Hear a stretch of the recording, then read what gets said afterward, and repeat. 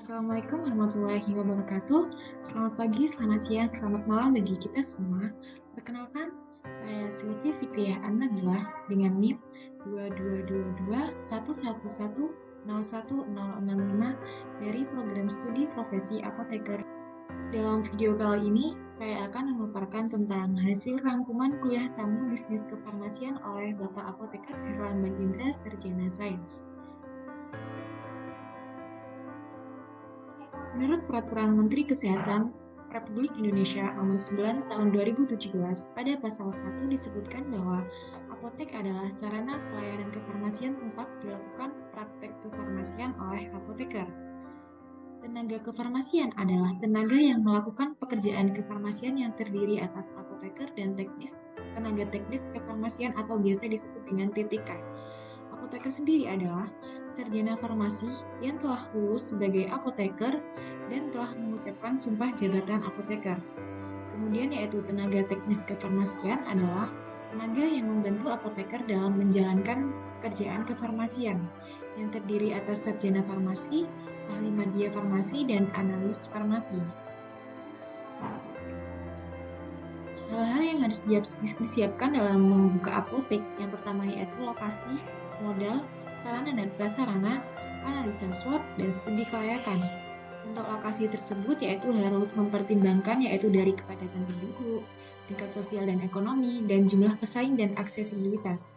Biasanya bisa dilihat dalam Google Maps. Untuk modal, itu modal sendiri atau modal kerjasama. Disebutkan dalam Permenkes nomor 9 tahun 2017, pasal 3 yaitu yang berbunyi, apoteker dapat mendirikan apotek dengan modal sendiri atau modal dari pemilik modal, baik perorangan maupun perusahaan. Dalam hal apoteker yang mendirikan apotek bekerjasama dengan pemilik modal, maka pekerjaan kefarmasian harus tetap dilakukan sepenuhnya oleh apoteker yang bersangkutan. Kemudian yaitu ada sarana dan prasarana. Sarana dan prasarana yaitu terdiri dari bangunan, peralatan, dan perlengkapan. Untuk bangunan yaitu bisa milik sendiri atau sewa. Untuk peralatan yaitu terdiri dari papan nama apotek, lemari, rak, etalase, komputer, dan aplikasi, peralatan peracikan, administrasi, dan lain-lain. Untuk perlengkapan yaitu alat tulis, wadah pengemas, dan lain-lain. Selanjutnya yaitu analisa SWOT.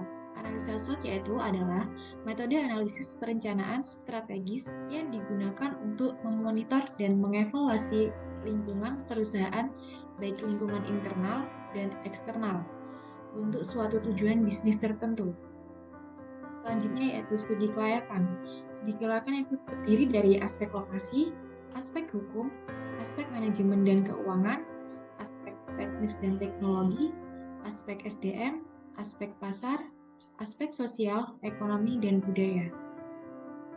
Selanjutnya, di sini saya akan membahas tentang analisis SWOT.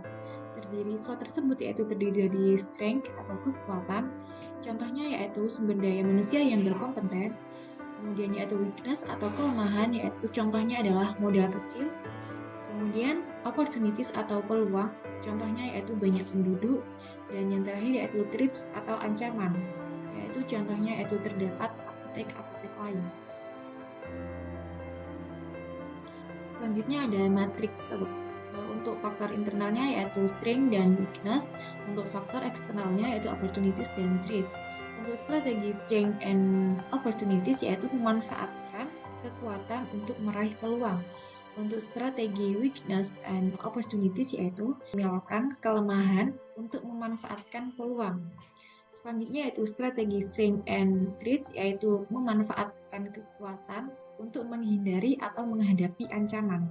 Dan yang terakhir yaitu strategi weakness and threat yaitu dengan meminimalkan kelemahan untuk menghindari atau menghadapi ancaman.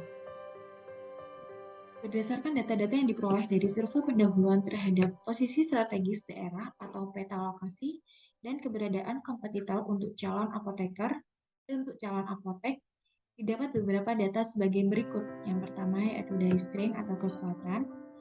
Apotek dengan konsep layanan apotek patient oriented yang berbasis layanan kefarmasian pharmaceutical care.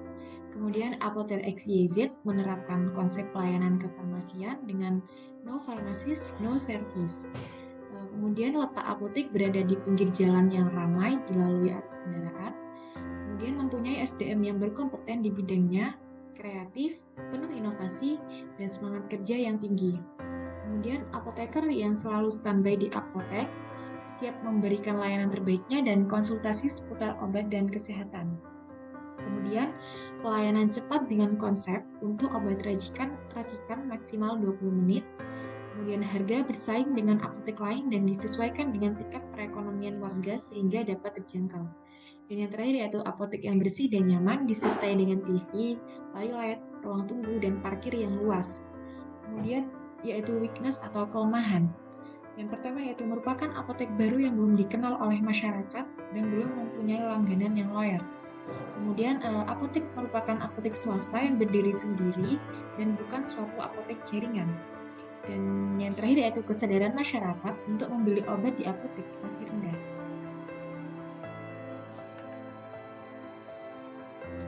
Selanjutnya yaitu opportunities atau peluang, yaitu jumlah penduduk di sekitar apotek cukup padat sehingga menjadi sumber pelanggan apotek yang potensial. Kemudian, penduduk dengan latar belakang sosial yang beragam sangat memungkinkan untuk menjadi pelanggan. Dan penduduk golongan geriatri cukup banyak dengan permasalahan penyakit-penyakit degeneratif. Dan yang terakhir yaitu threats atau ancaman. Ancaman terutama datang dari kompetitor pesaing. Apotek lain yang letaknya strategis dengan area pertokoan yang ramai, area parkir lengkap, cukup luas dan gratis, menyediakan konseling pada yang baik langsung maupun lewat telepon. Kemudian apotek lain yang memiliki beberapa dokter praktek yaitu dokter umum dan dokter gigi, apotek online, dan swalayan yang menyediakan produk atau komoditas serupa dengan yang di apotek, seperti contohnya adalah Indomaret. Kemudian yaitu ada break even point atau BEP, itu merupakan titik impas di mana laba yang dihasilkan memiliki nilai yang sama dengan nilai yang dibutuhkan untuk proses produksi atau biaya. Dapat dikatakan titik impas adalah kondisi di mana jumlah keseluruhan pendapatan sama dengan jumlah keseluruhan pengeluaran dalam setiap produksi barang atau jasa. Pada posisi ini, laba akan bernilai nol mutlak atau biasa disebut tidak untung dan juga tidak rugi. Selanjutnya yaitu payback period atau PP.